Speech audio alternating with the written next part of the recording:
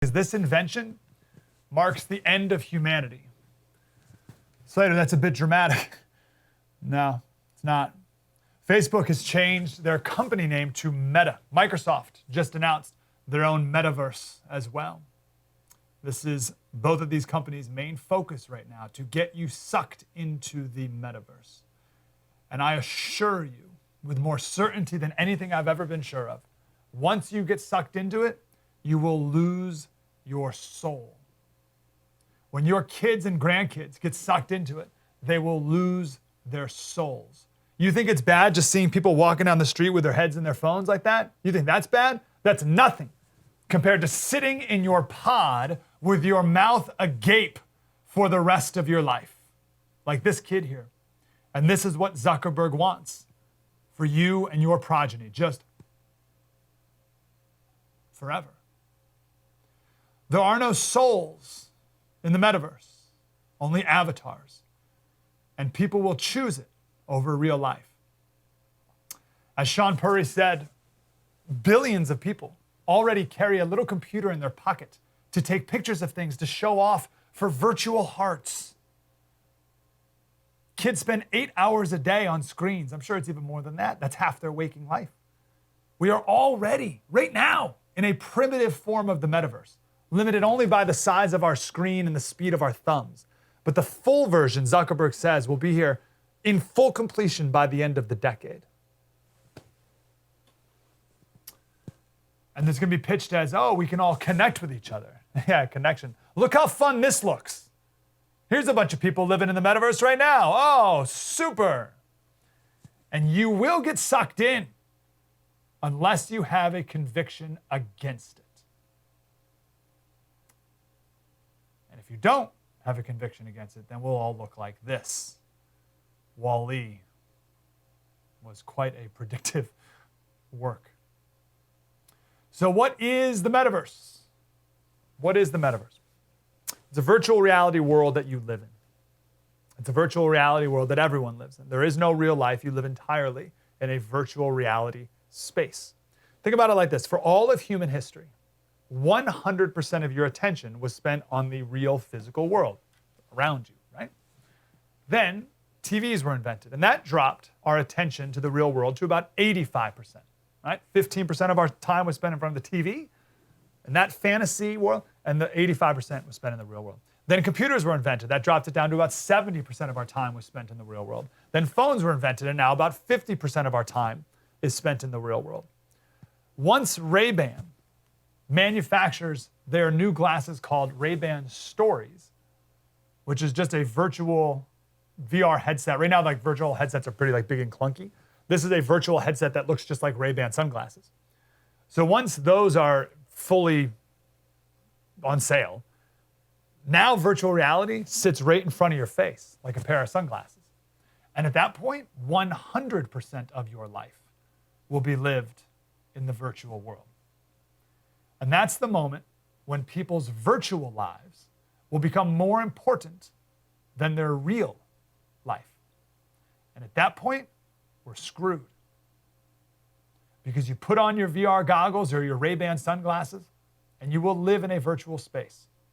And there's no people in the virtual space, just avatars of people, cartoon versions of you and others. Here's a little bit from Zuckerberg's presentation, his vision of the metaverse. Boy. Oh, hey, Mark. Hey, what's going on? Hi, Mark. What's up, Mark? Whoa, we're floating in space? Uh-huh. Who made this place? It's awesome. Right? It's from a creator I met in LA. This place is amazing. Boz, is that you? Of course it's me. You know I had to be the robot, man. I thought I was supposed to be the robot. So the first destruction in the metaverse, the first destruction of realverse is your identity. You're not you, right? You're not your height, weight, skin color, facial features, whatever. You're whatever you want to look like. You can be a dog. You can be a robot. You can make up anything. You can be some monster you can make up. You can be some cartoonized sort of version of yourself.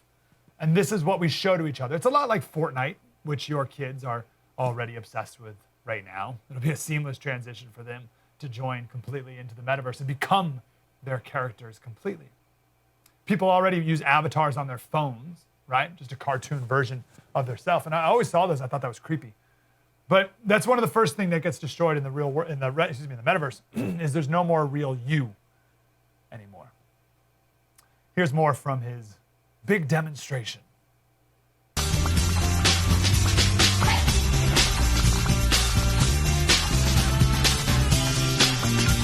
Hey Mark, down for a VR foiling sesh? Now this is more my style. Classic look. All right. Nice. Oh, nice choice, Mark. Ready to shred. All right, here we go. Whoa. Whoa, hang in there, Mark. That's not good. Hit this section, boom. All right, backflip. Yoo-hoo! I've got an idea. Hey, where you going? Gotta pump it to jump it. What? I didn't even know that was an option. You're not gonna catch me now. Take that, unicorn. Oh, Tube City. God, you're out of control. Take that, unicorn. So, like that, the whole thing creeps me out. I hope it does you too. Just seeing the cartoon versions of anyone creeps me out, just that alone. But here's the problem with this. You think, Slater, who would choose to go fake surfing over real surfing? Almost everybody. Because fake surfing is easy and it's instant. And there's no work, there's no effort, there's no learning, there's no failing. You just do it. And it looks like however you want it to look like, right? You can be in Hawaii or whatever made up magical land they are there, and you can do backflips, which isn't a thing when you surf, and you can like run into unicorns and get extra points, right? The metaverse is whatever you want it to be. And it's easy. And that's why people are gonna choose it. And it doesn't have any of the bad things, right? Like sand, right? No one likes getting sandy. So the fake, and this is a metaphor for everything in life, not just surfing, everything in the metaverse, I should say, it's all the easy parts, which means it's none of the real parts, right? It's all the good things about surfing, none of the bad things about surfing, but it's not real. It's not actually surfing. And I know there's a lot of people thinking, oh, Slater, people wouldn't choose the fake. Yes, they would. You say, well, what about the feeling of surfing? The feelings. First of all, I talked to someone who did years ago who used some virtual headsets, and they walked to the edge of a cliff, and in their virtual reality thing, and they looked down, and their stomach dropped, as if they were actually looking over a real life cliff, but they weren't. They were just in the middle of a room. So your brain can feel things in virtual reality world, all right? It's so immersive that you actually feel like you are surfing even when you're not. But to get that extra level, there's another technology that we need to be aware of as well. The word is called haptic. Haptic. I don't even know how they're going to use it. Like haptic devices, probably. Haptic is from the Greek word meaning to touch. So these are things that you wear, whether they're haptic gloves or a haptic bodysuit, and you wear it, and it vibrates or it has different tensions or heats or whatever, so that in the metaverse, if you were to hug someone, it feels like a hug. It feels like it, right? Like your suit tenses up in the places where you're being hugged. So it will feel like a hug. It's obviously a fake version of a hug. But you can get a hug from anyone you want, any celebrity in the whole world, anyone you make up, any fake avatar, whatever. You can get a hug. You get that fake intimacy without any responsibility or sacrifice or service or love. So these sensory devices that are also being developed will trick you into feeling sensations. Your brain will trick you, and even your body will trick you. And again, I know someone saying, Slater, why are you concerned that people will choose this over real life? Because real life has sand, right? Real life has struggle and suffering and disappointment and difficulty and heartache. And in the metaverse, you can have whatever you want. That's the promise, at least. You can have whatever you want. So there's two main forces at play that we need to be aware of. The first is real life is hard, metaverse life is easy.